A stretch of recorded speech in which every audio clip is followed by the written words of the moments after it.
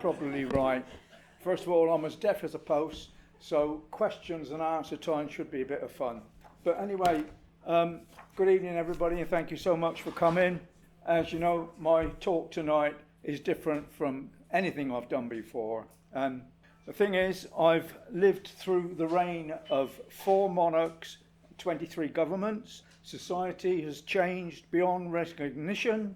Communities have disintegrated and disappeared. We now have streets of strangers. Neighbours were once viewed as each other's family, and front doors could be left open while you popped into the shop, but those days are gone.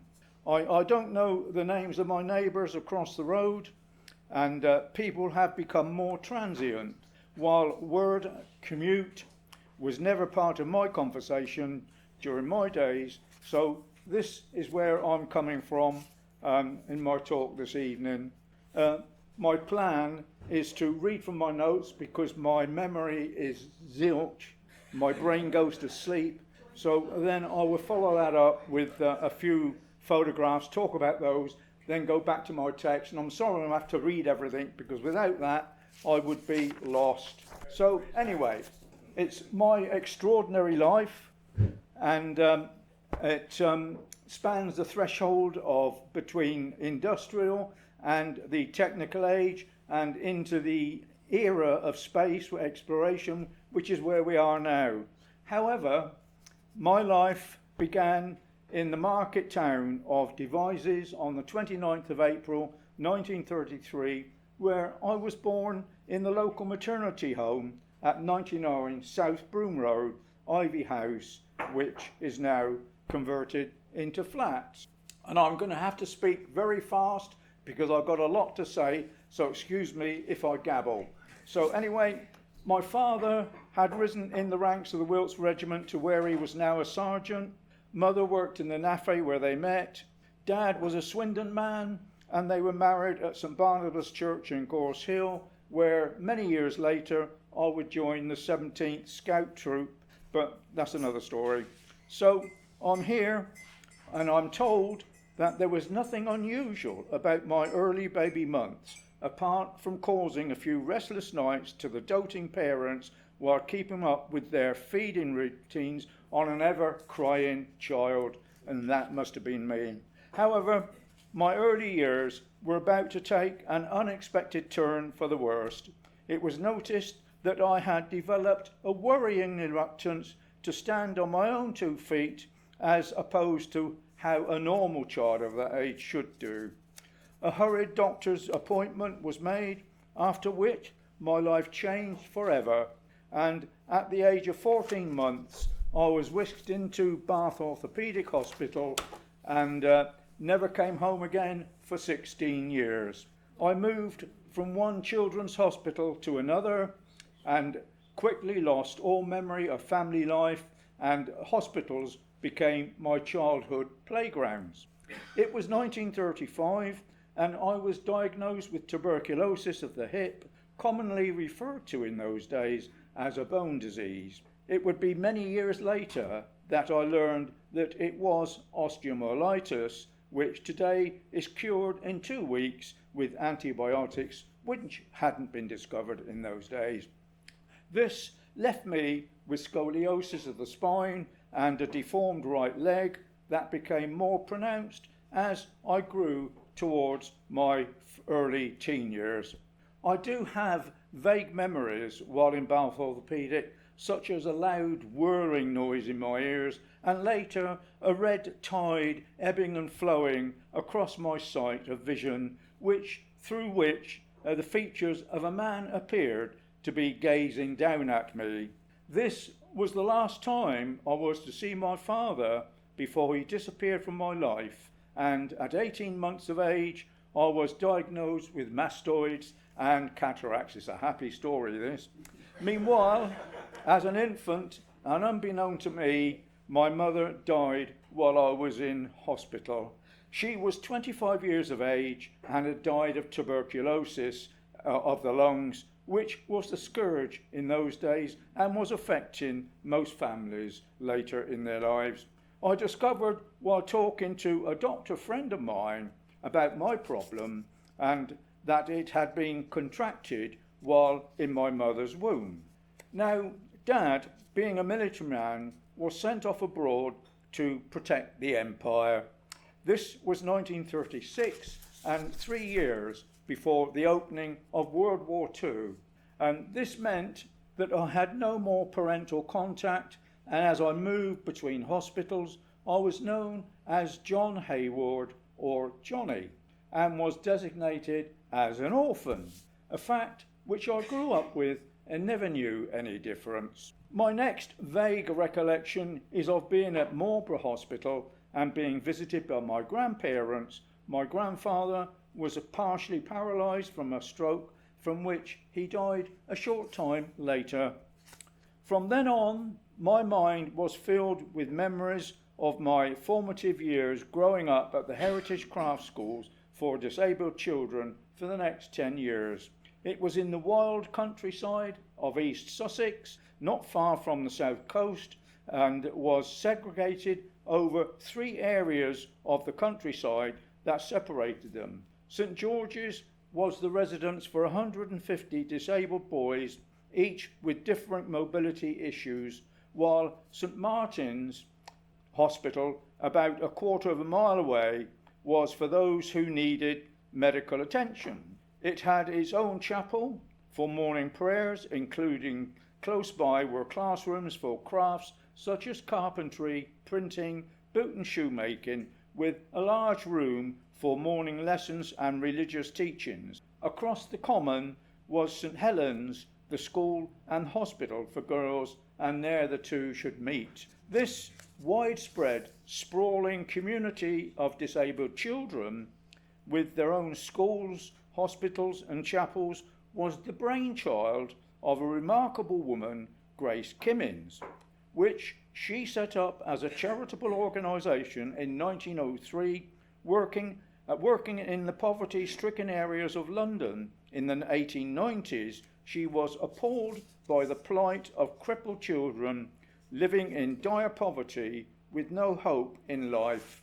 She opened a day centre where the poor could come for a meal and be taught lessons. This attracted donations from the wealthy philanthropic people that allowed Grace Cummins to buy a derelict workhouse in the heart of Sussex, which 123 years later is now developed into the Swindon Heritage Trust for children and young people with multiple neurological disabilities that we see today. Beginning my life at Chailey, I arrived at St George's one day in 1939. I was aged 6. I remember it was a long journey from where I had come, arriving in the final stages of my travels by car, sometimes in the afternoon. It was summer, and I have memories of a pleasant drive through the green, leafy lanes, opening now and then into the wide vistas of bracken-covered common land of the Sussex countryside. Most vivid in my mind is the last quarter of a mile of the narrow, twisting Mill Lane, shaded with trees on both sides, rising gently as it approached St George's secluded entrance. I was aware of the sound of wheels on gravel as we entered the driveway. On the right was a high grassy bank surmounted by a huge windmill painted in wartime camouflage. In front was the reception centre and matron's office. I was greeted by a nurse where I was registered as John Hayward, orphan. Memories of my introduction to matron have faded, but I recollect being taken to my bed space in number 1 dormitory, which was on the ground floor, looking out onto the driveway and facing this iconic windmill. Next to where I was to sleep, I was shown my locker where I could keep my personal belongings, which happened to be nothing, except, of course, it was where I could keep my toothbrush after my ablutions. My face cloth and my towel, each with my name sewn in, bearing my personal peg number 31, hung on a long row of hooks above a wooden forms on which we sat in the communal bathroom, in which there were 30 hand wash basins and 6 baths. I found that number 31 became mine for life and followed me around for the next 10 years. I moved dormitories several times, and as I climbed the ladder from junior to senior during those years. St George's became separated from St Martin's, meant that we were divided up into fast and slow walkers to walk in squads across the common to the school. The slow squad leading the way. World War II was just about to start, and explained why the windmill was painted in camouflage. So now we're going to have a little break and have a look at some photographs and see what I've been talking about. And this is the place where I was born. This is Ivy House at Devizes, and this is a modern photograph, as you can see. And next door to it was a pub. This was a pub. And now these are flats and bedsits all along this road. Behind us is the Crammer. I don't know if any of you know what the Crammer is, but it's the village pond. And history says that many years ago, while the people who chase after smugglers who are smuggling liquor found these guys raking in the pond, and they said, "What are you doing?" And they said, "Oh, we're trying to get that cheese out, sir." He said, "That's not a cheese, you fool, that's the moon." And off he went on his way. But of course, it was a barrel of brandy, and they were smugglers, and they used to hide it in the Crammer. So anybody living within the eyesight of the Crammer is a moonraker, and so I'm a moonraker. This is my parents. My dad, he was a corporal here in the Wilkes Regiment. This was taken on the bridge at the canal, Devizes Canal, and that's my mother, age 21, and he was 23. Of course, he got promoted later to a sergeant. This is the remarkable woman, Grace Kimmins. She developed this charity, and she evolved the whole of her life. And there was 150 of us at St George's, as I say, and then she had the girls' hospital as well, and of course our hospital, St Martin's, and it's a remarkable achievement. And she managed to get the famous and the royal people coming in, and of course once you get royalty in, everybody follows, and the money come through. And you'll see as we look at the photographs just what she did achieve. This is an ambulance run by the Heritage, and I don't know whether this is the vehicle that carried me or not, I can't remember, but they had an annex at a place called Seaford, which is on the seaside, which is on the Sussex coast, and this is where the sick children went, and they would go to and fro in this ambulance from St George's, about, I don't know, 20, 30 miles, something like that. Now this is St George's with the windmill, and these are the dormitories along here, and this is the dining room, which you'll be hearing about and seeing photographs of later, and the driveway is up there. This is the front lawn, which was out of bounds to all of us, but this is a photograph taken after the war. The camouflage is gone, but that's just a view of the place to give you some idea what we're looking at. And this is the view that I had when we drove up the drive, and matron's office is just there, and this is the reception, and this is my dormitory number 1, looking out onto the driveway here, and the windmill was over on my right, and there once again is the dining hall, very baronial, and you'll see in the interior of it. And as we progressed from juniors to senior, we went along to these dormitories, and there's another one behind there, dormitory number 6, where you end up when you're a senior, which I did do, of course. And here's the windmill in wartime camouflage.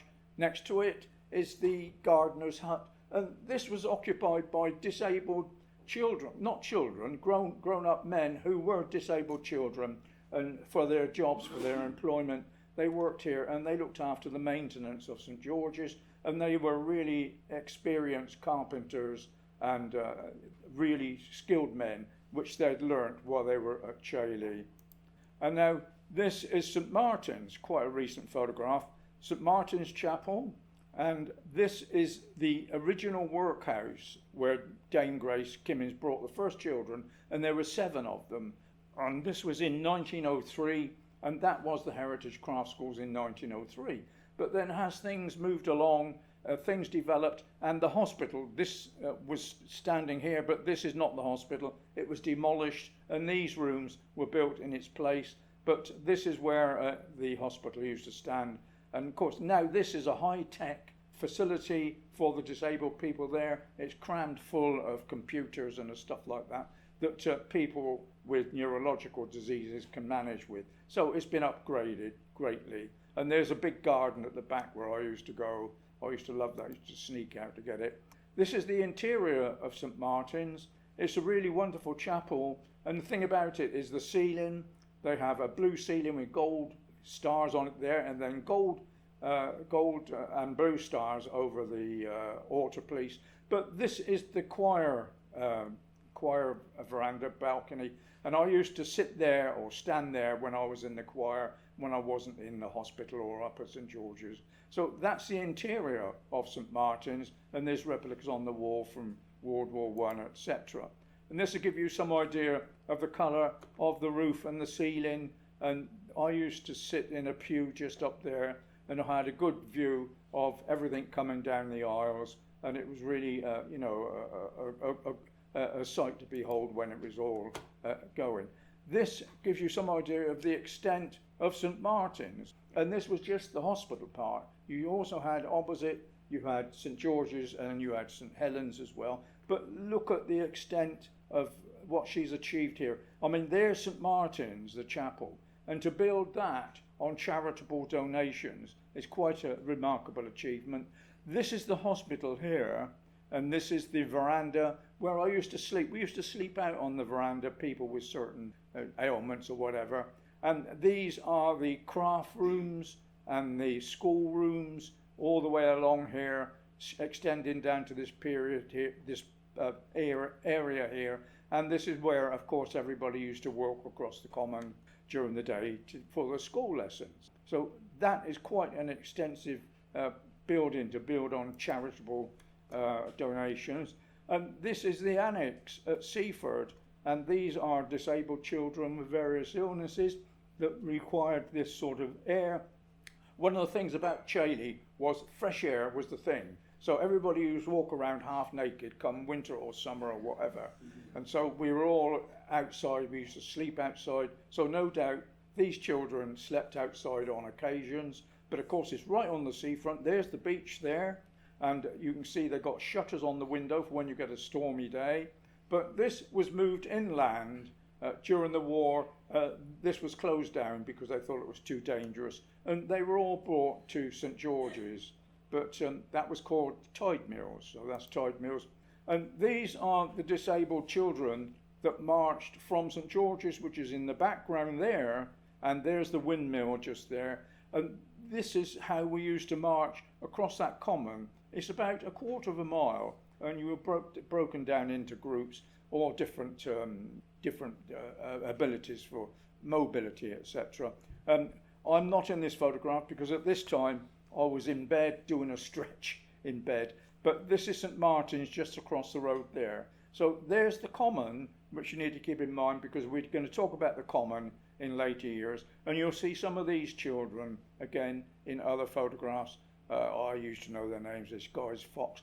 The thing about it, they didn't call us by our Christian names. We were all given our surnames. And so I knew him as Fox. And this, my brain's gone, can't remember. Humphreys there. But these are all my contemporaries. Of course, they're probably all gone now because, I mean, this was 1945, what we're looking at here. And then, once again, this is one of those classrooms that I showed you from the air. And this is the carpenter's shop. And you can see the age of these guys. And I was about this age, and I was put to carpentry. And I just couldn't cope with it. I mean, if you have a look at the size of that plane that this young lad is using, I had to use that, and so I was cutting chunks out of the wood. And then he gave me, the headmaster, there he is there, Mr. Marchant, he gave me a plank of wood to saw down, and it ended up like the River Rhine, and it was all over the place. So I couldn't very well take up carpentry, so he said, all right, well, you can go into boot and shoemaking. And I took to that like a duck takes to water, and I made my own shoes or boots when I came to Swindon at the age of 16. So that's the kind of work we were doing at Chailey at that time. And another thing, while I was in bed, I spent a couple of years at different times in bed. And of course, in certain circumstances, you've got no ability. But you wouldn't think that that lying in bed would be. You think it'd be boring, but it wasn't. And this is the thing that I did. I took up needlework, and they had a school teacher there that used to teach us. And this is one of the things that I made during my spell in hospital. And it's done by canvas and different coloured wool. And all these things are made by children in bed. And they would be sold, I don't know, at some sort of charity function or whatever. And then this is the girls' hospital. And what we're looking at here are Blitz children, and 1941, etc., during the Battle of Britain, London took the Blitz. And children were brought to the schools, the girls' school here. This is in Sussex, of course, and once again in the open air. And this is where I came here once when I was on holiday. As an orphan, I used to stay at school or go on with one of the other boys. And during one of my school holidays, as a treat, they brought me here to have tea with matron. So I sat under the tree and listened to the pigeons up in the trees and had a cup of tea with matron. And these are the schoolgirls. They're all the disabled girls. They're all disabled, of course. And of course, they're just doing this for publicity or whatever. They're all posing, of course. And here we have Princess Elizabeth, who was Queen Elizabeth, with one of the injured children. She'd done a tour of the school, and she came down and with the royal family and went around the various departments. Right now, we're going to have a talk about the war years at Chailey, and from there, I'm going to read a bit more. And just to tell you that my childhood memories of World War II are as vivid now as they were then. My earliest recollections of being told by the visiting teachers that came to Chailey Heritage that we were at war with Germany, with maps of France drawn on the blackboard showing the two opposing armies facing each other along a squiggly line.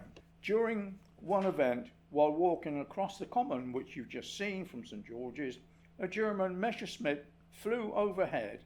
We were told to get down, and diving into the bracken for cover, we were later told that it had machine gunned the traffic on the main road and had been shot down before reaching the coast. And these are childhood memories, so you've got to put yourself in the mind of a young child seeing this thing happening and listening to the noise, etc., which we did, sort of a current day thing. I spent the war years at St George's and in Kent, where I stayed during the holidays at the home of a friend. We were not far from the south coast, and so witnessed many air raids coming over to bomb London and the Kent naval dockyards, because I wasn't far from there. And I saw many dogfights with the German planes being chased by the British, which is another memory, that school children today don't have the privilege of seeing that sort of stuff. The first line of defence was barrage balloons, through which German planes had to fly when crossing the coast. Then they had to face the anti-aircraft guns that were placed around the towns and the villages, after which British planes would then attempt to shoot them down. And these are all scenes and sights that I've seen and witnessed, because I was right there when this was happening on the south coast of Sussex. And the most terrifying thing about the war for me was the V1s, or doodlebugs as they were called, and especially the V2s, long-range ballistic missiles. They were silent and would flatten the whole terrace of houses when they exploded without warning. And that really terrified me, because I could never go to sleep, because I kept thinking, what about if one of these things come? I shan't know anything about it, I won't be able to hear it. And that used to keep me awake, just thinking like that, because they were really lethal and you couldn't hear them coming, because they were up in the atmosphere and then come straight down on top of you. Very, very nerve-wracking. When doodlebugs approached the coast, British planes such as Spitfires, Hurricanes and Typhoons would go up to meet them and try to shoot them down before they could reach London. Sometimes the Spitfires, which were the fastest planes of their day, would intercept them and tip their wings to make them crash into the ground. And that's a true fact. The Spitfires used to go up and tip the wings of the doodlebugs, and of course it would throw the gyro out and they would come down with a crash in the countryside rather than in London. On one occasion, when I was on holiday at my friend's house, the siren went while I was sitting in a tin bath in front of the fire being washed. And that's true. We had tin baths in those days, and I experienced that. When suddenly the lady from across the road burst into the room, scooped me up, ran out of the back door, and threw me down into the garden air raid shelter, tumbling down on top of me. That was followed by a huge explosion. A doodlebug had crashed a few streets away. The neighbour was watching it fly over from her front door when she saw the flame go out at the back, and it started to nosedive, and that was when she ran over across the road and picked me up, because they were like a lawnmower going across, but they had these flames shooting out the back, and as soon as those flames stopped, he'd run out of fuel and he was on his way down, and this is what this woman had witnessed. Now, after the Battle of Britain in 1941, I can remember seeing the 1,000-plane bomber raids converging on the coast on the way to Germany, and that was a sight to behold, because they used to converge there from all over Britain. There was aerodromes everywhere, up in Scotland, Wales, Cornwall, you name it, there was aerodromes, and during this period of the war, all these planes used to converge in huge formations on the south coast and go off together. And this is the sight that I saw. And I can remember seeing these 1,000 bomber raids converging. The Americans would do the daytime bombing with their flying fortresses, whilst the RAF would do the nighttime bombing. When the American planes came back from their raids, many of them would be badly damaged, with holes in the wings and tails of their planes. And I can remember seeing one flying fortress flying back over very low over the hospital with so many holes in it, I could see the sky through its wings as it flew overhead. And that was a sight to remember. I was hospitalised at St Martin's at the time, where I had spent 18 months or so lying on my back with my leg in traction. It meant the foot of the bed was raised on wooden blocks with weights dangling over the end and attached to my leg by strips of elastoplaster from my ankle to my thigh. Extra weights would be added from time to time. The idea was to encourage it to grow, but it had a mind of its own and refused to cooperate. Eventually, with much agony, the elastoplaster was removed, leaving my leg red and raw, which took a couple of days to heal before I was eventually released back into the walking community at St George's. It was not all bedpans and toilet rolls at St Martin's Hospital. For those of us hospitalised with long days ahead, our days did not necessarily mean hours of boredom. Craft lessons were given by teachers skilled in their trade. Laying on my back with the front of the bed raised on blocks limited my ability to be animated, and so I settled for needlework. Actually, it chose me, for there was nothing else that I could do in my current situation. Much to my amazement, I loved it.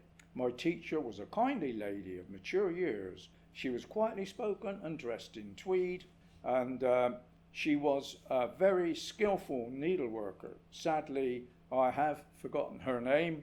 I was given a small square of canvas to practice on and needle thread with thick coloured wool, and I was shown how to do various types of stitches.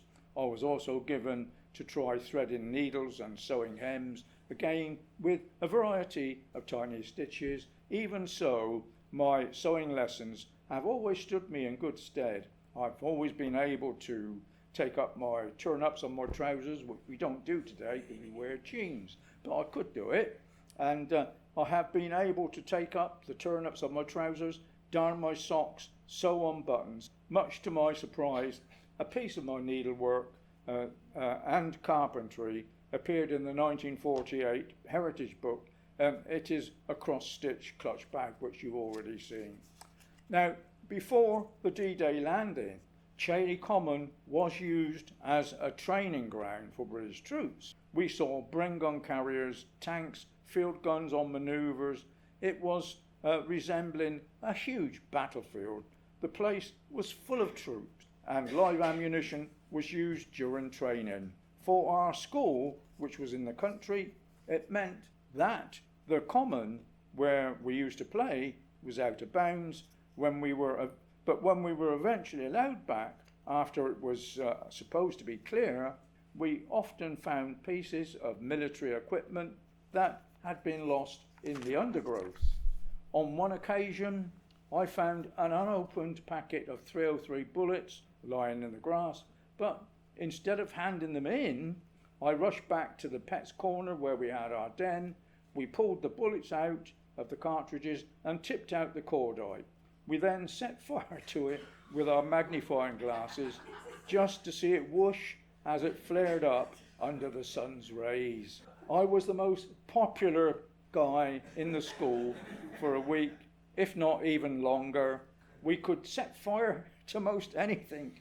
Bootlaces were favourites. We could whirl them around in the air and they would smoulder and leave smoke trails. We even smoked dried leaves in rolled up toilet roll, but I can tell you it wasn't very successful. They all used to fall out, and not very successful at all. Another danger we faced in playing on the common was booby traps. The Germans dropped butterfly bombs which would explode when picked up. So instead of having nice cuddly pictures of nature on the schoolroom walls, we had pictures of butterfly bombs, booby traps and identification posters showing German and British planes. And we became experts in recognising German planes and could identify them by the sound of their engines. And we used to do that at night when it was dark. You could hear them going over, droning away as they went towards London. And these were everyday topics of school children during the war. Of course, it's totally different today. It's all sweetness and light. But frequently we heard the word rationing being bandied about, but had little idea of what it really meant. I can recall being told that in future we would only have brown bread instead of white, and we would no longer have butter, but something called margarine. This was really hated by everyone. It tasted nothing like butter, and it had a funny smell. In fact, it smelt like engine oil or something like that, but it was really atrocious. But there we are.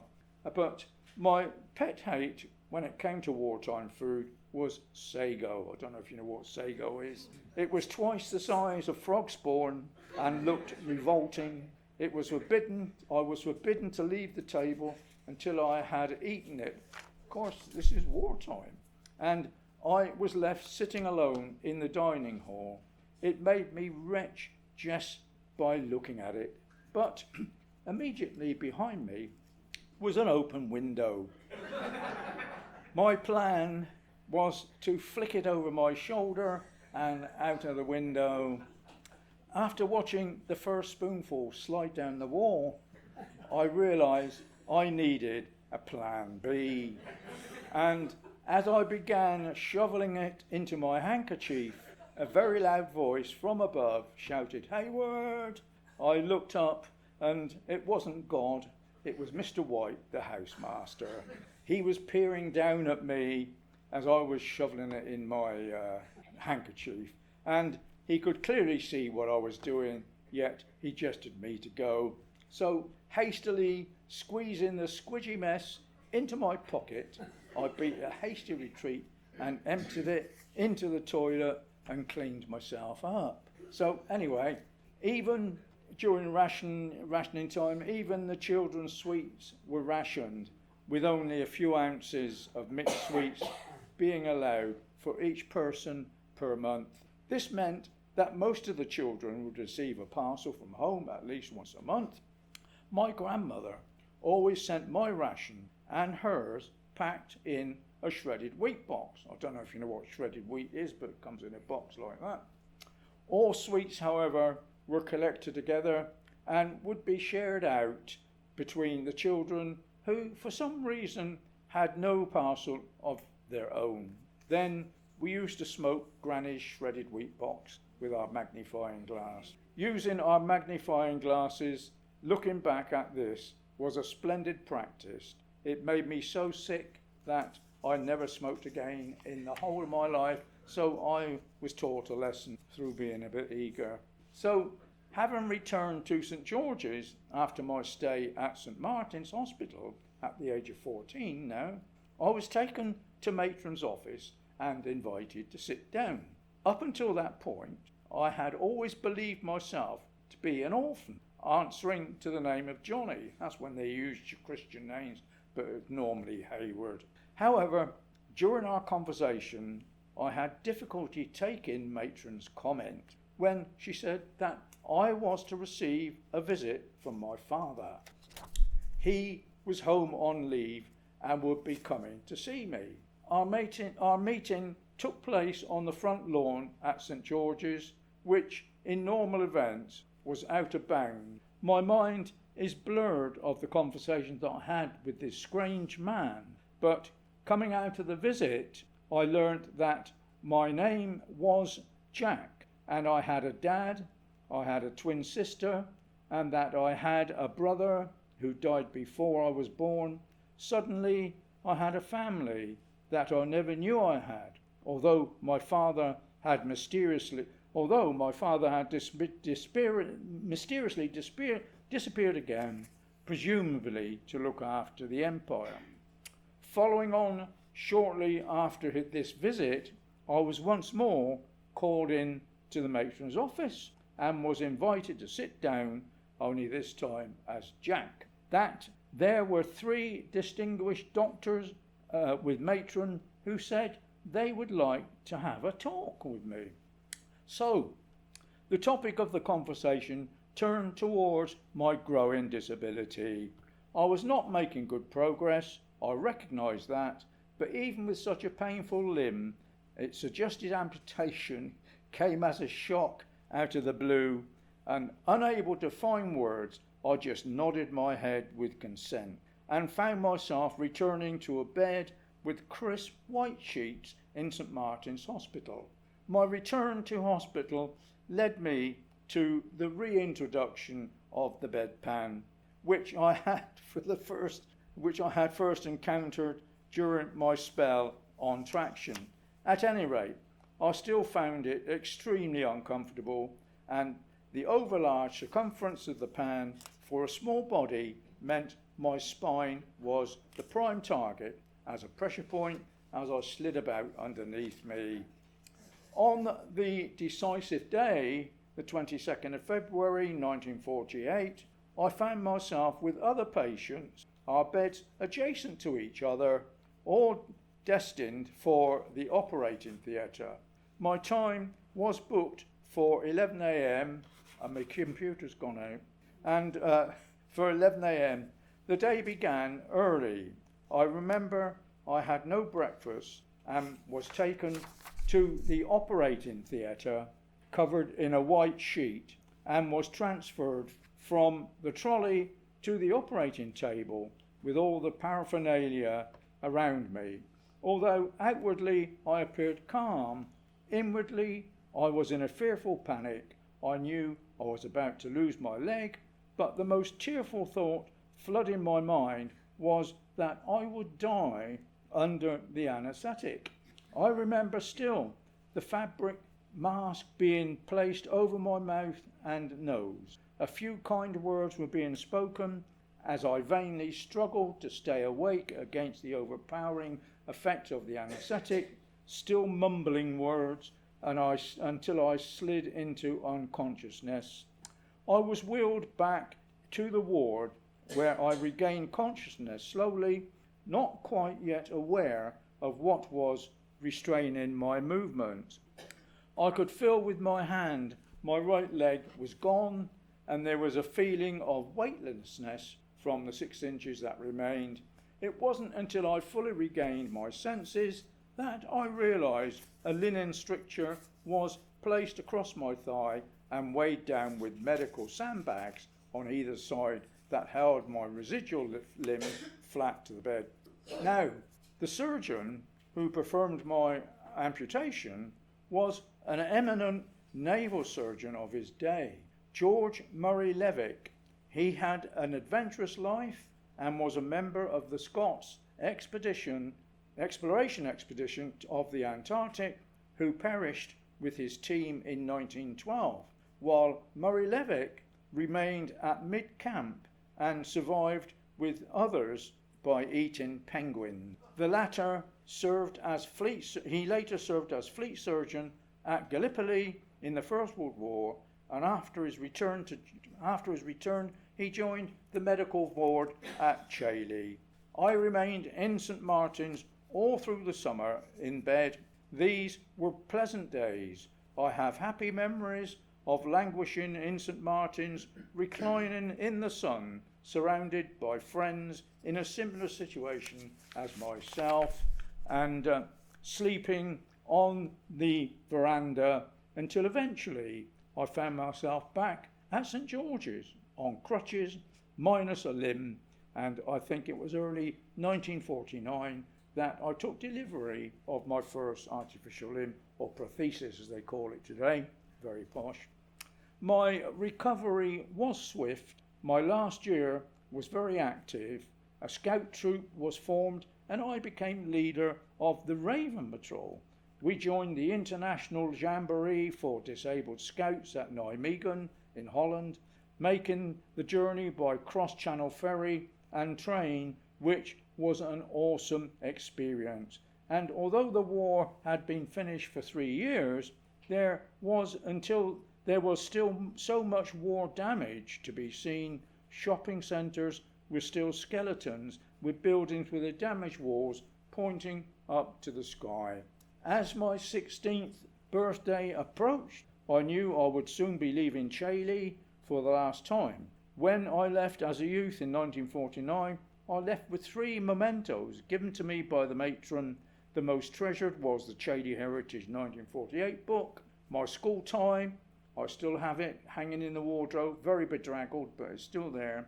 And the Heritage Craft School lapel badge with the inscription, later Sorte Mer, which means happy in our lot. The school motto was happy in our lot. It shows the windmill with the yew tree in green and white enamel. And I left Chailey with 3 more items of personal belongings than I had arrived with. Now we're going to have a look at some more photographs as if the computer works, and you can see the bits that I've been talking about. So we'll just, technology is great. You can't live without it. This is another view of St George's, and I'm showing you this because it gives you some idea of the vast area of the common land where we used to play. And this was filled with troops and armaments throughout the Second World War, and especially before D-Day, they were doing exercises, and it was banned for the lads. We were all lived here. And you can see the other dormitories at the back of the hospital just there, and the ablutions were out at the back. And these are the dormitories for the seniors and going along there. This area here, this was our playground.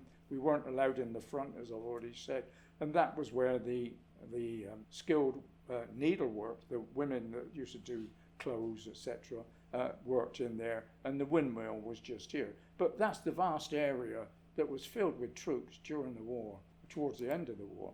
And here, this is a doodlebug, or the V1, that used to come over. It sounded like a lawnmower as it chugged along in the sky. And this is a Spitfire, and they tipped the wing like that, and of course it upset the gyro, and the thing would go down.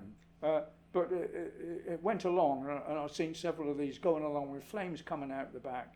It's quite a startling sight to see it. And the thing was that wherever the target was, he would have just enough fuel to reach his target. If he was going to London or to the naval dockyards or wherever it was going, the Germans knew how much fuel it needed, and the fuel ran out and the things went down. So that was a daily event towards the end of the year. This is not heritage, but this is the kind of thing we saw. But this is Lydiard, and they're doing the Home Guard, GWR, Home Guard, Swindon Works. They're doing gun practice at Lydiard. But this is the kind of thing that we was watching at Chailey on the Common, doing stuff like that. This is a Battle of Britain. This is dogfights going on over London, 1941. And these planes are high up in the air, and you can see these chemical trails as they're shooting each other down. And what you're looking at here are people, are men, well, young boys dying in the skies because they're shooting each other out of the sky. And this is their chemical trails. And this is where the Battle of Britain happened, and the bravery of the boys and the opposition, of course. It's not a very nice way to die. But they're so high up, you can't hear the engines. You had a job to hear any noise. You just see these marks going on around you. Of course, and then they come down. These are the notices we used to have up in the schoolroom. These are British. There's a Spitfire, there's a Hurricane, I think that's a Lancaster, and that's a German Messerschmitt. Forgotten the names of these.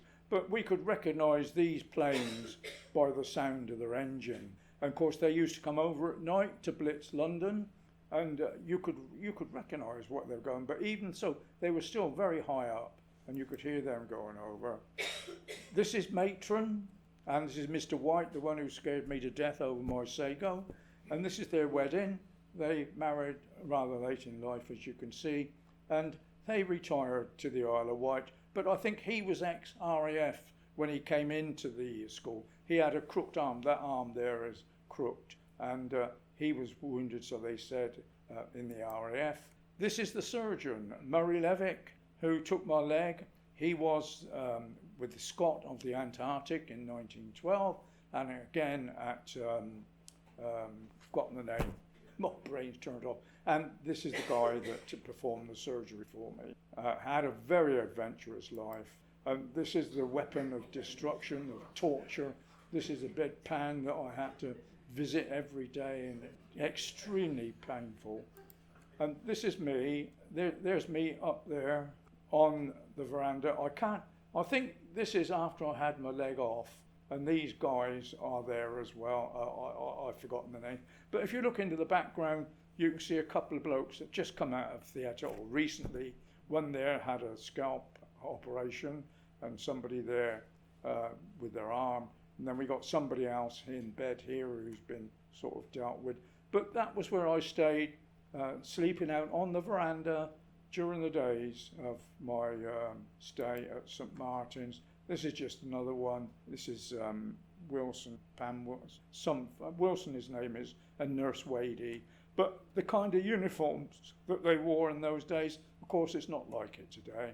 And this is a guy staying in. Those beds are even different now. But I think these were the beds that we saw at Tide Mills down on the seafront there.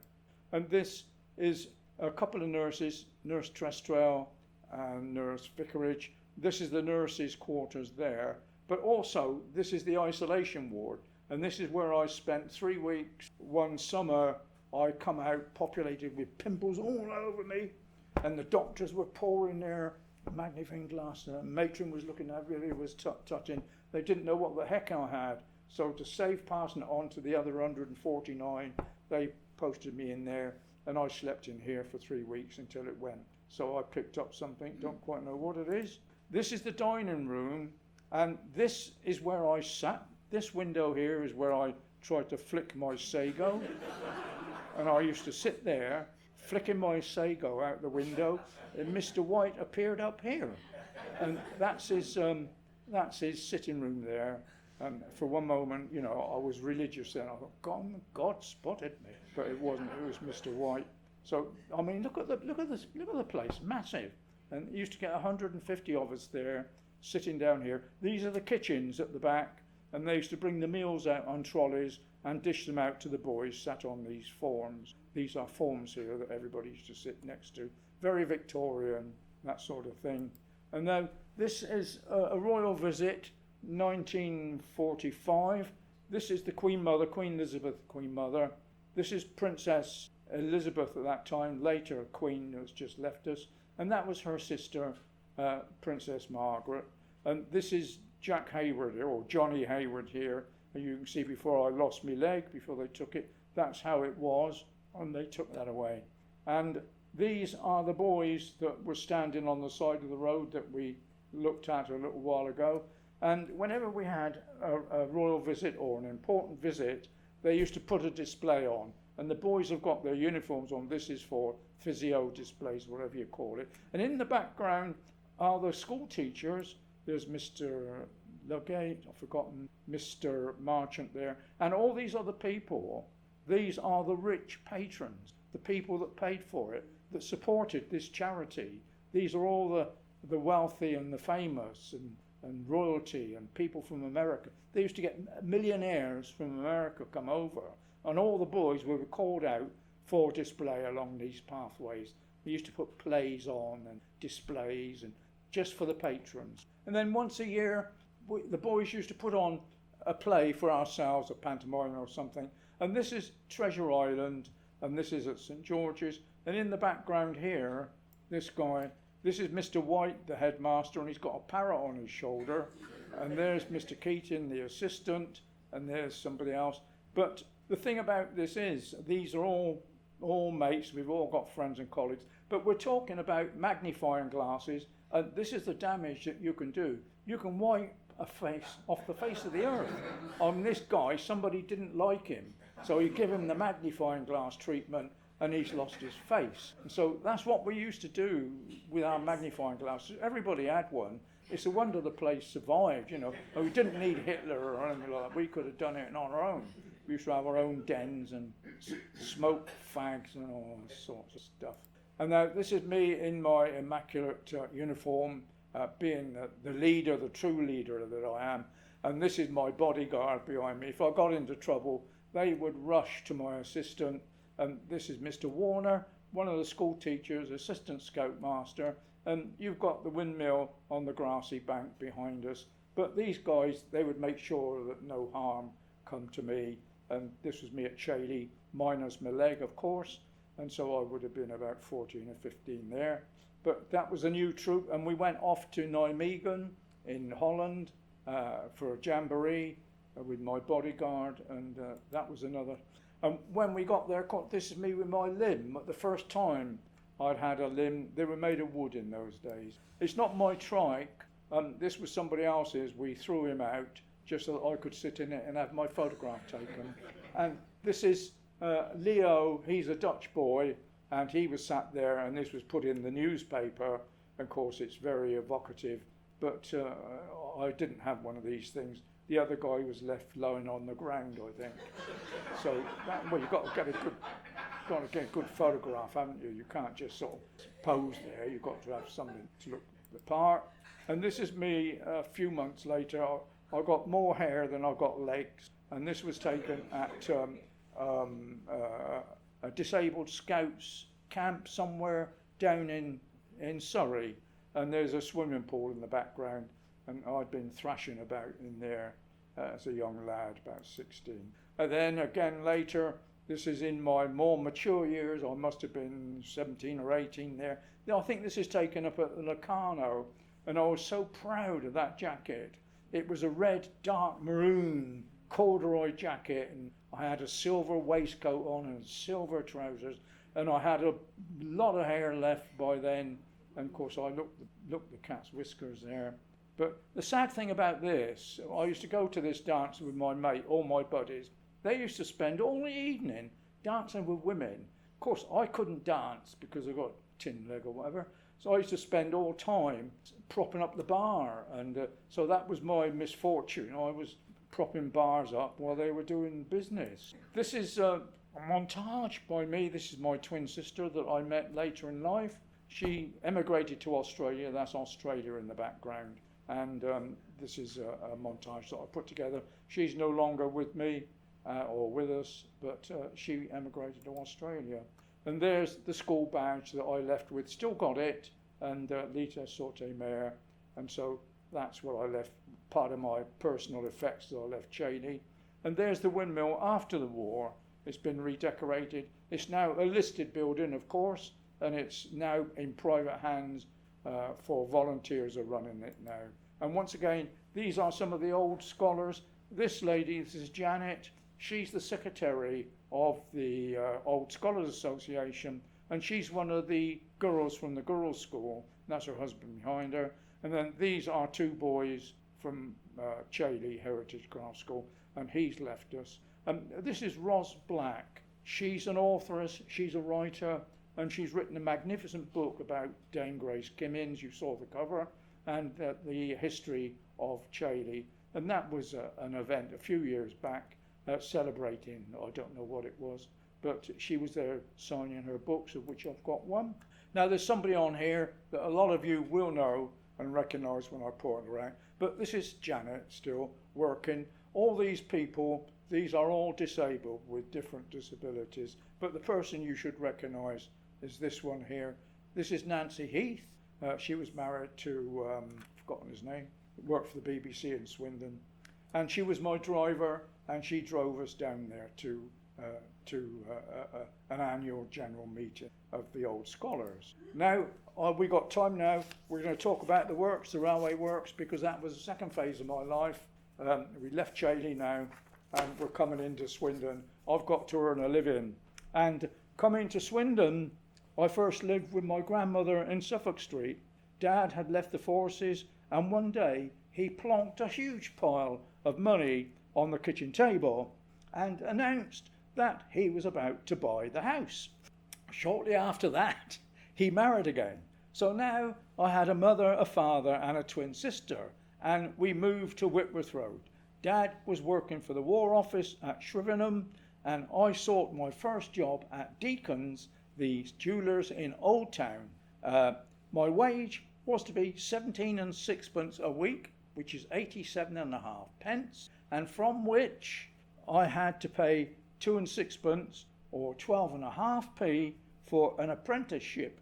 Mother said she couldn't manage on 75 pence a week, so I tried my hand at shoe repairs in Gorse Hill, but couldn't manage the machining part of the job. And next I joined Garrett's, where they made record changers, but left there to join Swindon Railway Works on the 16th of January 1956.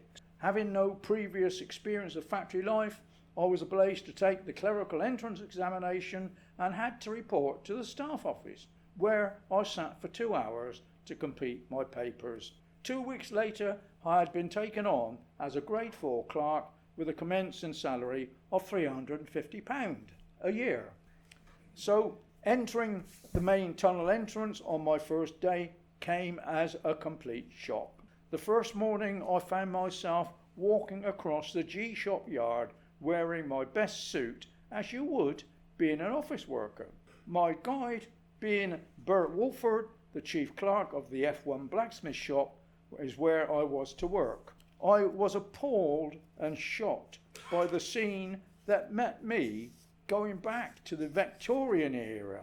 It was as if I had stepped back into history by 100 years. The air was filled with fumes from the many coke fires used by the blacksmiths, mixed in with a pall of fine black dust rising from the ash floor, which clung to the walls like a sprinkling of black snow. The ash floor that prevented the men from slipping whilst working with hot metal was hosed down every 2 or 3 hours to lay the dust. We walked down the shop between the lines of fires arranged on both sides, with the steam hammers down the middle or down the centre. The Dickensian conditions in which the men worked filled me with misgivings. I thought things had changed, for the better decades ago. Passing the spring shop gas furnaces, we approached a huge circular saw in the middle of the shop. A blacksmith, with the help of two mates, cradled a large billet of red-hot metal from the fire, and with the aid of their tongs, they pushed it under the blade of the saw. As I drew level, I stepped into a blaze of sparks that shot high into the roof and showered down onto me from every angle like a fiery rain. I casually sauntered through it, passing the screaming saw as though I always did that kind of thing. Naturally, I expected the worst for my best suit, at least perhaps a few singe marks, but there was not a mark on me. Apparently the sparks were harmless and fizzled out before landing. We continued our way down the shop through an industrial haze, accompanied by the din of steam hammers pounding on hot metal and the high-pitched scream of the saw cutting through metal as easy as a hot knife through butter. In front of me stood this ramshackle structure, an office that was to be my place of employment for the next 6 years. My first morning at work was, to say the least, character forming. I was yet to learn that the total workforce was approximately 14,000, of whom 1,200 were clerical grade. I always maintained that Swindon Railway Works was a town within a town. It had its own internal road, its rail transport system, and it was crisscrossed by tunnels, subways and bridges, and for new starters, it wasn't easy to find oneself lost, and during the first few weeks I needed landmarks to get me to the blacksmith shop.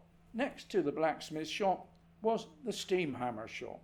It was from here that the really big forgings were made, and the vibrations of the hammer blows were felt in the houses in Rodburn Road area, where crockery would rattle on their tables.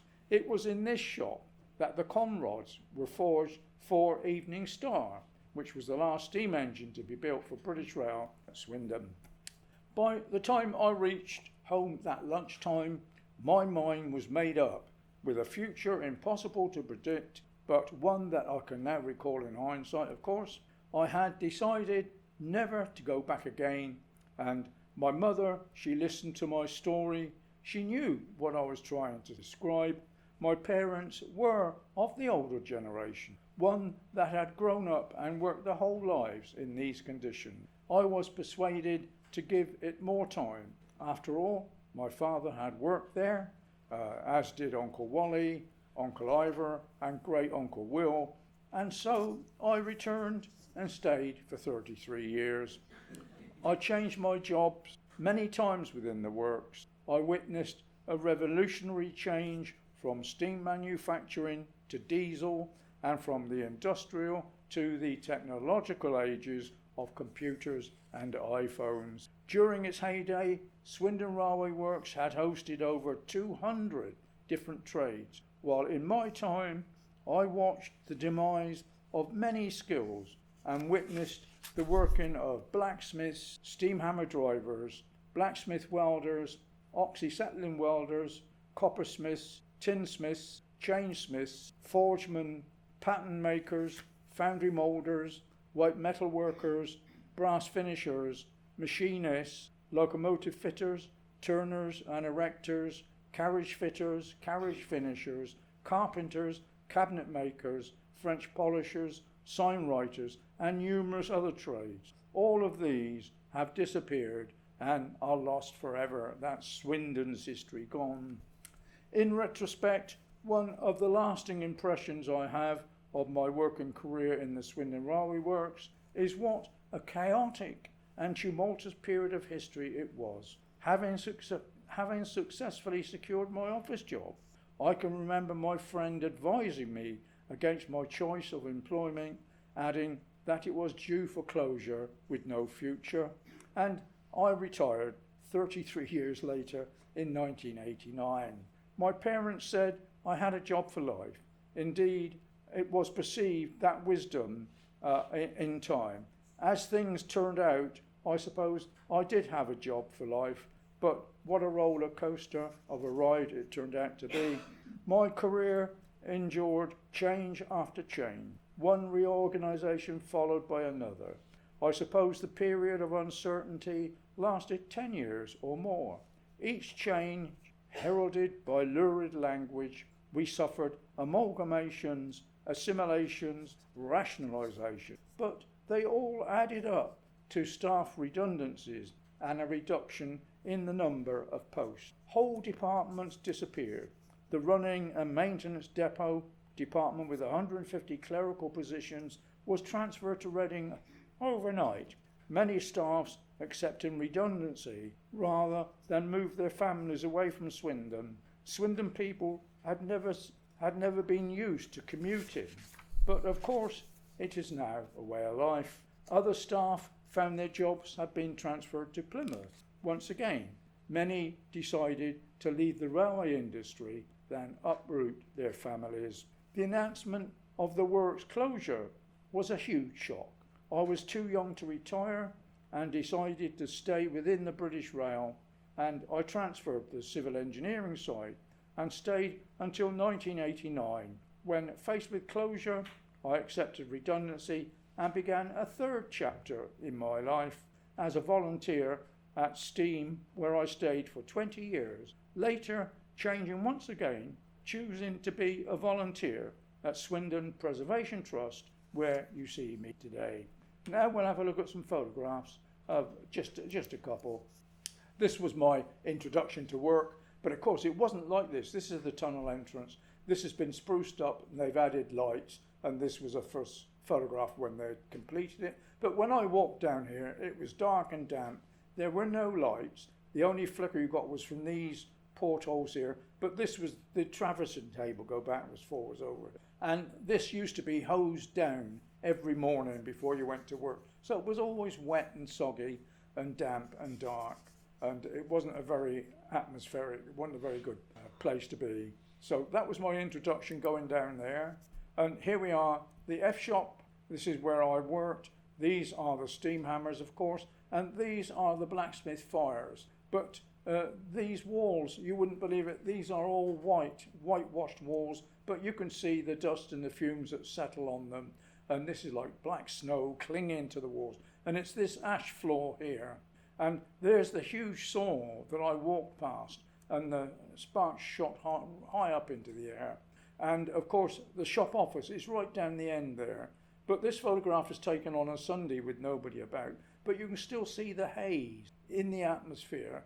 And the last person to work there was on a Saturday. So you can guess at the sort of atmosphere that we walked into. And my office, or our office, not mine, but it was just absolutely a black hellhole. These are some of the lads working. This is Harold Akers. He's the crafts blacksmith. This is Len Tutt. This is, forgive me, I've forgotten your name, mate. But this is working on a steam hammer, and you can see they've got a red hot billet of steel. And these are the things that they used to carry about backwards and forwards from the fires, why you needed to have an ash floor so that the guys wouldn't slip. And this is another one, Ted Mitchener, a blacksmith there. He's wielding a 7-pound sledgehammer. And what's happening here is they got the red hot billet of steel held underneath the blocks of the steam hammer. And this is the hammer driver back here. And he's got it in the clutch, so it's being held firmly. And this gentleman here, he's got what they call formers, which gives shape to the piece that they're making. And Ted would belt it with a sledgehammer to get the shape that he wants. So that was Ted. This Gordon Glover, he was a gentleman. This was a lovely, lovely guy. Took an early death. This is a blacksmith chain maker. This guy could make chains that would hold the Queen Mary in the docks, or a chain for your toilet or whatever. He could make a chain any size or shape you wanted. And you can see his fire is blazing there. And that was his bench where he used to work. And we used to have the chain house at the back where all his pieces would go. But that was a skilled guy making chains that were all shot, and shackles and hooks that locomotives and carriages used. So he was a skilled man. And here again, this is Phyllis, forgotten the name.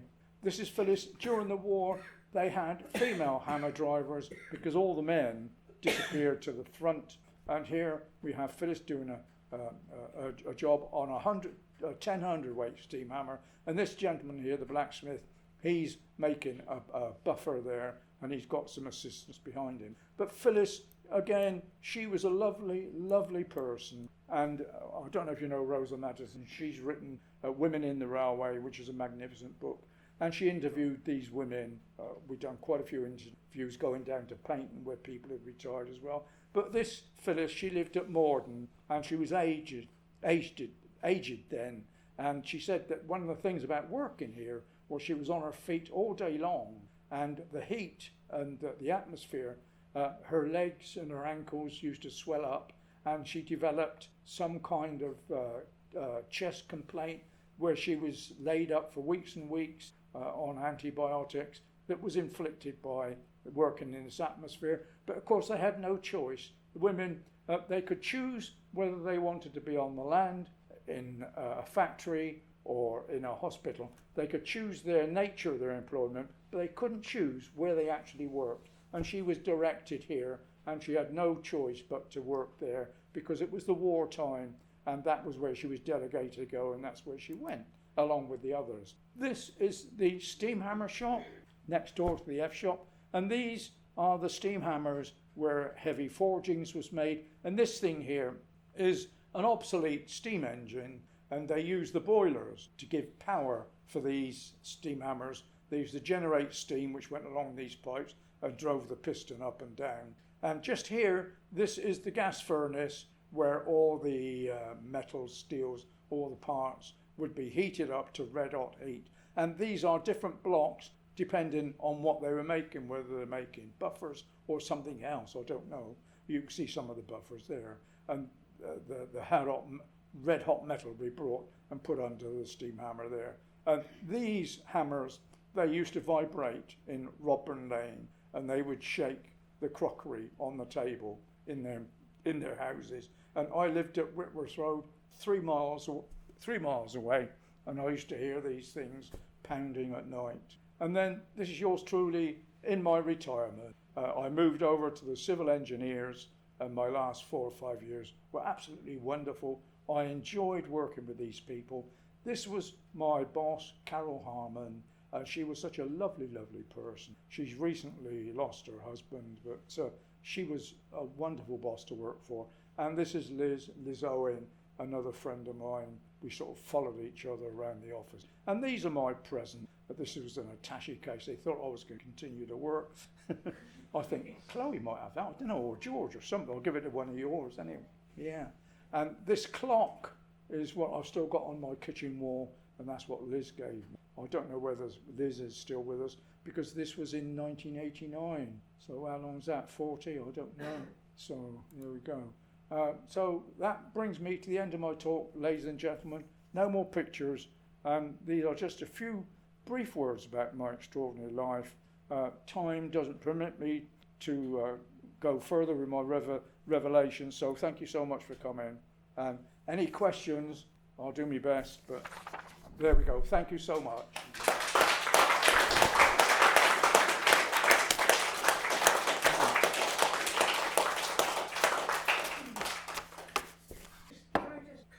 Can I have an interpreter?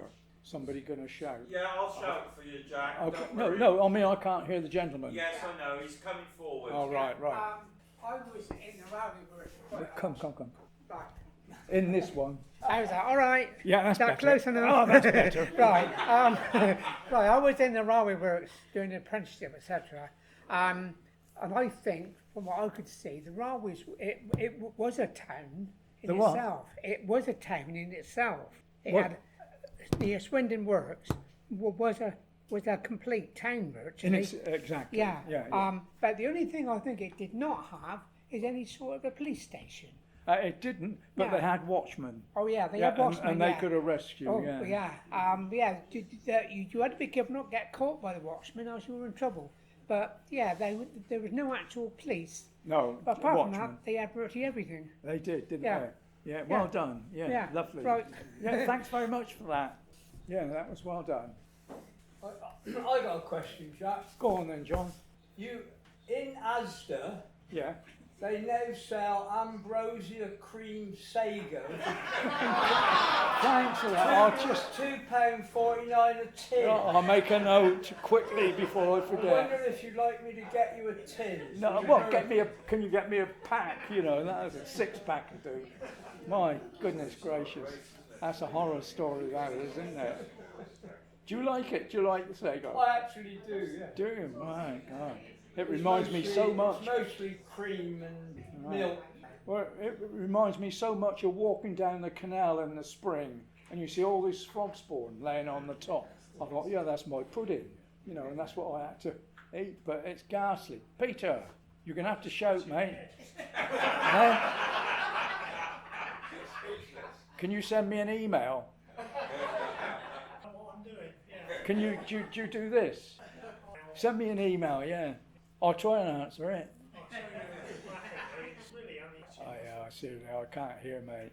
Jack, on a Thursday you used to go around taking the pay down for the men. Yes, I was a pay clerk, and my route was down the asbestos house, and it was a great thing. Everybody wanted to get on the pay table on night pay because you had all this money coming in. You'd be paid time and 3/4 or something, and it took me years to get a slot because you had to wait till somebody died or something like that, and then you could fill it. And this vacancy cropped up, and it was just for the asbestos house, and this was at the height of the scares when people were all talking about it, and people were sort of anxious, and they were having legislation brought in. And there was a guy in there who was wanted to do the pay table, and both of us were applying for a job, and he was fully able-bodied. I wasn't able-bodied, and he took the one in the tea shop, which is halfway between the cash office and the A shop where the asbestos house was. So I said to Morris, you know, I said, do you reckon you could take the other one so that I could have the club? No, he said, I've got to get home. He said, I lives at Purton. So of course he took that one, and then I had to walk all the way from the cash office all on the outside of the iron foundry across Rodburn Road and down into the asbestos house. And so I said to the guy, they used to have tractors to drive people on the shops farther away. So I said to the driver, I said, can I get a lift on your tractor? Oh no, he said, they're all booked. And so nobody would give up their space for me. So I still wanted the job, so I used to walk all the way there and all the way back. And so I was always the last one to leave the cash office, and the cashier was always cheesed off because he was waiting to lock up to go home, and I was still walking back from the asbestos house. But yeah, I paid out the night men. It was quite an experience. Pardon? What is? Didn't have any formal education. Did I what? Did you have any formal education? I had no education, as you'd call it. Most of my. Say that several times, but how did you cope with? Well, I had a rudimentary, of course. We used to do, when we was walking, we used to do morning lessons, and then it was trades in the afternoon. But then when I left, I went to night school, and I was so far behind I couldn't cope with it, so I packed that in. But I used to read newspapers. My secret of doing this, I once read an article somewhere, and it said if you wanted to get good journalistic sort of text, or whatever you call it, read newspapers. And so I read them, and I suddenly discovered that they were accurate and straight to the point. They don't waffle, and they say things. So I think, right, what can I cut out? So every time I write a text, I cut out 50% of it. It's unnecessary. I could even cut out this, looking at it now. And so I taught myself by reading newspapers and picking up their language. But I have no idea of English. I can't tell you what verbs, adverbs, or anything like that, or nouns. I don't know any of that. And it's just done by reading and remembering when you're younger, because without going to school, you know, you wouldn't pick this thing up. And Swindon Heritage was primarily a craft school. I mean, they taught us something that we could do when we left, so that we could earn a keep, earn our own living. And so it was trades. Mainly there was printing trade, there was carpentry, leather work, and boot and shoemaking, which I did and made my own. So basically it was a craft school. And we had religious teaching, of course, because Dame Grace Kimmins, she was religious, she built the chapel and all that. So that was a big chunk of our morning, was prayers and hymns and things like that. So basically I'd spent about 2.5 years or something on my back at various times in hospital. And so my education was rudimentary and disjointed and, in bits and pieces. So it wasn't a formal education. I had no qualifications. I never had A-levels or anything like that. I couldn't present anything. And I can let all of you people now into a secret, because I haven't got much longer to go. And I can tell you that I wangled my way into Swindon Works, because you had to have an education and I didn't have it. But I did have an uncle who was the personnel manager. And what I did, I was warned that I would have to take these lessons, so I took a dictionary in with me. I took a mathematical calculator, printed one with me, and pencils like that. And Uncle said to me, all right, Jack, he said, you've got 2 hours. And he put me in this room on my own, and he gave me a paper, and he said, what I want you to do, he said, write, what do you call it when you write my brain's gone. When you write at school, you do a resume. You write, what did you write at school when you write an article? Essay. A what? Essay, story, or what? When you write a story at school. Story, an essay. Essay, well, that'll do. Well, He said, what I want you to do is to write an essay. So I said, well, what's an essay? I didn't know, that's not the word, but I said, what is it? He said, well, what do you want to write? Oh, I don't know. So he said, how do you feel about a fairground? Well, yeah, all right, I've never been to one, but I'll write about one. So I wrote about a fairground, which I'd never been to, because I was in hospital, so I'd come to that. And then he said, I'll be back when you've done that, he said, and then we'll do a little bit of arithmetic. Oh, God, all right. I've only got 15 digits, so that's going to be a bit of a struggle. So he comes back, and he said, here's some maths to do. Long multiplication it was, add-in and subtraction, writing it down. Of course, I struggle with that. He said, now we want you to do mental arithmetic, he said. How do you feel about that? All right. And so he would ask me a question, and I didn't have a clue. He said, think of so-and-so. All right, I'll think of so-and-so. Right, good, well done. And so eventually I passed, and he sent me a form 2 weeks later to say that I was now a railway clerk. Of course, I went in there, couldn't spell, couldn't write, couldn't read, but I had some good buddies. I mean, the guys I worked with in the F shop, they were champion. I mean, the clerks, they were much older than me. They'd fought in the First World War. Bert Walford, he was gassed in World War I, and he was a chief clerk. Wonderful guy. But the thing about it is, they still smoked. And then you had Wally Truman, he fought in the First World War. Wonderful guy. And we weren't allowed, biros hadn't been invented or hadn't been circulated in the offices when I went there. So you could use indelible pencils or a scratchy pen. And Wally chose to use indelible pencils, and it was always about that big, just about 2 inches big. And so he used to go, and so Wally was walking around with purple lips and all day long, where this dye indelible pencil would come out onto it. And if you put it out in the rain, of course it would all run. And I know some of my documents were quite runny, where I'd gone out, had to cross the yard or whatever. So there's those sort of memories, and they were very helpful. They used to help me out because, I mean, I was useless. And the blacksmiths on the shop floor, wonderful guys to me. Ted Townsend, he was an incredible craftsman.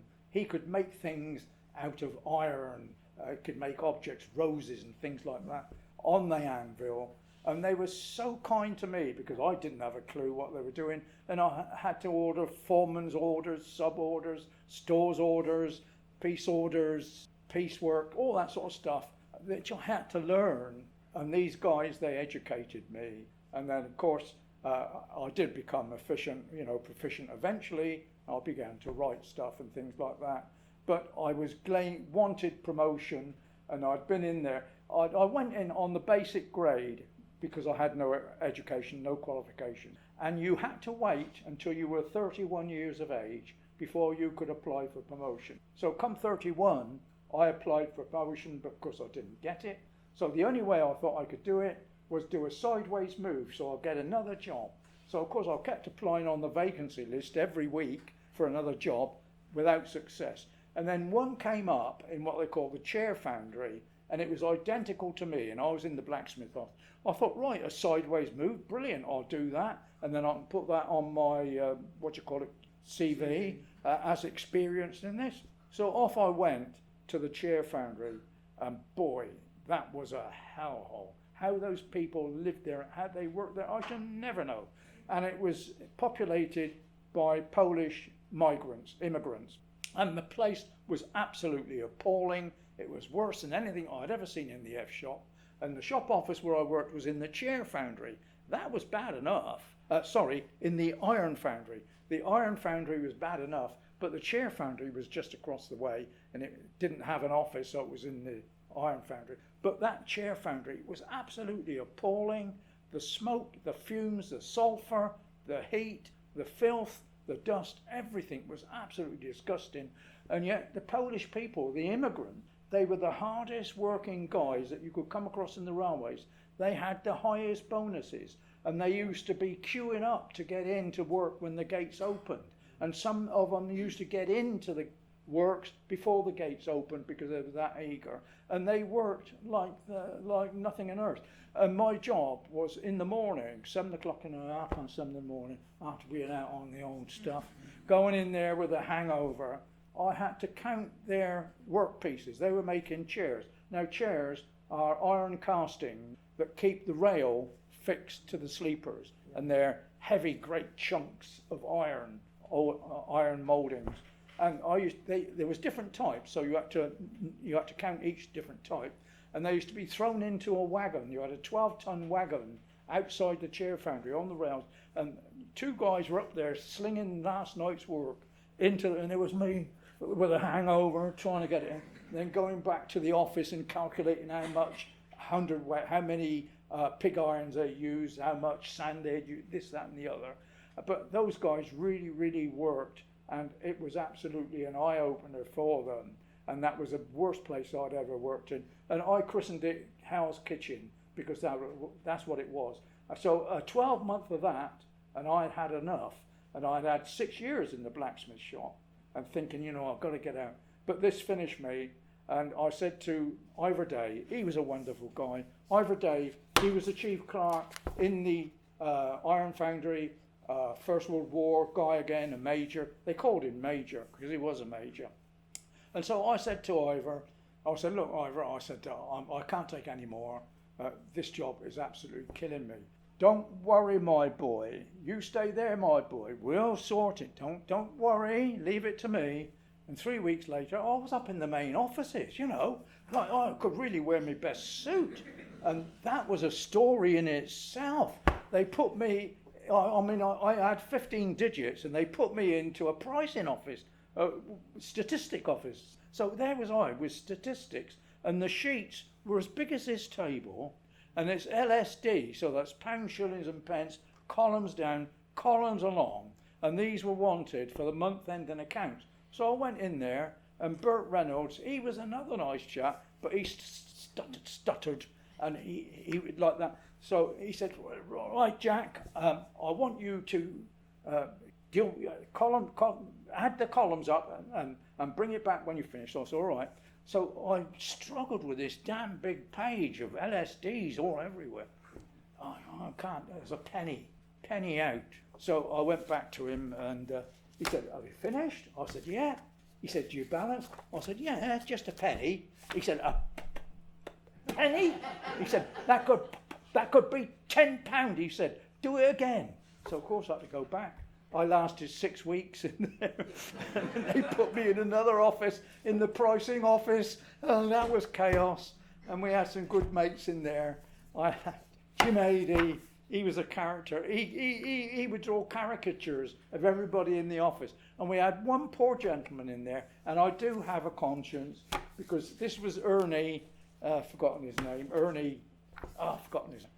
a wonderful guy, but I feel sorry for him now because we took the mickey out of him, something cruel, and he did have a rather peculiar face, feature, and he had a big nose, and he wore glasses, and he had a funny walk. And so we christened him the Moose. And so poor Ernie, every time he wanted to go to the toilet, and he was getting on in years, and his bladder wasn't doing him very much good. So he was in and out all the time. So Adi drew a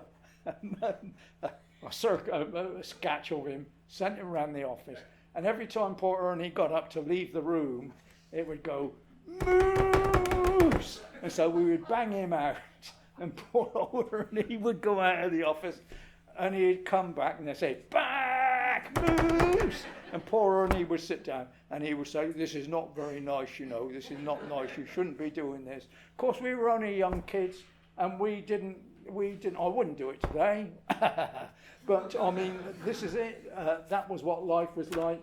And then we had some ladies in there. We had Dot Smith. She was a spinster, because I mean, a lot of these women, they never got married because the war had finished and men weren't available. And it was sort of picked up on. And poor Dot Smith, she was very prim and proper and very religious, so no swearing. And if we used to say a bad word, she would say, I'm reporting you, I'm not having this. And so we had Dot in there, and we had Ernie in there, and we had Sid over there, and there was just 3 or 4 of us who were sort of younger, in our 20s, early 20s, I suppose, doing all this mischief. So there was good times and bad. And another thing, overtime was a great thing in the works. You had 3 stores, and we walked on the middle one, and you could look over the balcony and down through the church, the stairwell. And so Jim Ady, myself, and somebody else, we used to make these little packets, these little tiny envelopes out of paper, and then we used to fill them up with water, and they'd be lined up on our desks like that. And then we'd go out if anybody went out and going down this, we'd nip out and drop one of these water bombs on their heads. So we were dropping water bombs all over the place, being paid overtime for this, you know. So I mean, there was a lot of fun, and the thing that made it possible was the fact that this was not long after the war, and what had happened, a lot of guys had gone off to the war, and they'd seen things that nobody had seen before, and they came back, and the bosses in the offices or the work, they thought they were going to carry on as they were before, where everybody called them sir, and you had this hierarchical structure there where the boss up the top, then his assistant, and you would say yes, and you would doff your cap. All that had gone when the blokes had come back, and they would whistle in the office, which, who's that whistling, you know, sort of thing. And so the attitudes was changing, and they were losing control, the bosses, the ones that had stayed behind, and it was made known to them that they'd stayed behind while these others were out putting their life on the line. And many of them had lost their lives. And some of our guys there come back with a missing limb. You know, George Brett lost his arm, Jock Lelou lost his arm. There's several people who had come back into the office injured, wounded, and they weren't going to take notice. They weren't going to be told what to do by some jumped up clerk who had got promotion by not going to the war. So the attitude had changed. And when I was down in the wages, we had another one there. We had some characters in there, and there was one there, Howard Jones, and he always had something that people wanted. Do you want anything for the weekend? And he had a drawer down there, and he used to have biscuits and sweets, anything he would have. And so he used to be into all sorts of fiddles to get more money. So he used to run raffles around the town. Football pools, he used to go into Marks and Spencer's and collect it all the way around there in his lunch hour. So while it was a dinner hour, he would be eating his cheese rolls while he was working on the streets. And then he'd come back to work in the afternoon. So we always knew he had his cheese rolls to go out into the works with. So what we did one day, chopped up elastic bands, tiny little bits, mixed it in with his cheese and put it in his roll. And poor Howard, off he went with his cheese rolls for lunch with elastic bands in. And I'm saying all this. But then another one we had, we had a guy there, He was older years. He was all right, but he wasn't. He had a personality. So what they did with him, he was deaf like me. He was as deaf as me, and he was deaf, you know, and he was funny looking like me. So this character was sat there. So what they did one day, somebody brought a kipper in, and this is true, I'm not joking, brought a kipper in and they pinned it under his desk, and it stayed there for days. But everybody else around had to endure it as well. But I've forgotten his name, you know. Eventually he looked underneath and there was his fish stuck up under his desk. So they used to do things like that. And all sorts of things I can't remember. Smoking was a big thing as well. You see, yeah. So, well, that's it. Any other questions? I don't know. So, Jack, you're here every Wednesday afternoon in the cafe. Everybody wants on a Wednesday. Regale you and Well, just told yeah. you it was naughty. Yeah, we can do that. No problems at all. Yeah. If you don't mind, we can wind down now, please. Right. Well, thanks for that, everybody. Thank you very much, Jack.